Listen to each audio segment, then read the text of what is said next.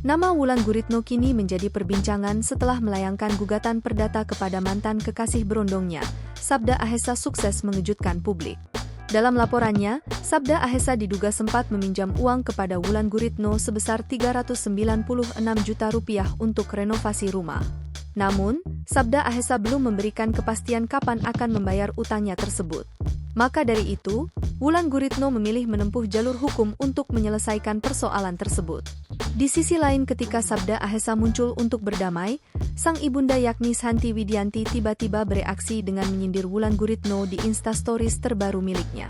Tidak hanya dikenal sebagai ibunda dari Sabda Ahesa, Santi Widianti adalah istri dari Raden Mas Haryo Herusuanto NS Suryo Subagio atau yang lebih dikenal dengan nama SYSNS. Mendiang SYSNS merupakan salah satu seseorang yang berpengaruh di dunia perfilman dan politik. Tidak hanya menjadi aktor, SYSNS juga menyutradarai berbagai film kenamaan di Indonesia. Setelah menjadi seorang aktor, mendiang SYSNS pernah berkecimpung di dunia politik. Ia adalah salah satu pendiri Partai Demokrat tahun 2001. Selain Sabda Ahesa, Santi Widianti dan mendiang SYSNS memiliki dua orang anak lainnya yakni Shanindita Trasisti dan Sadhena Sayanda. Namun tidak diketahui apa pekerjaan dari ibunda Sabda Ahesa.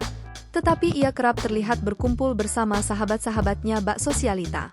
Usai suaminya meninggal, Santi Widianti menikah lagi dengan pria bernama Syaiful pada April 2019 silam di lapangan baseball, Kompleks Stadion Utama Gelora Bung Karno, SUGBK.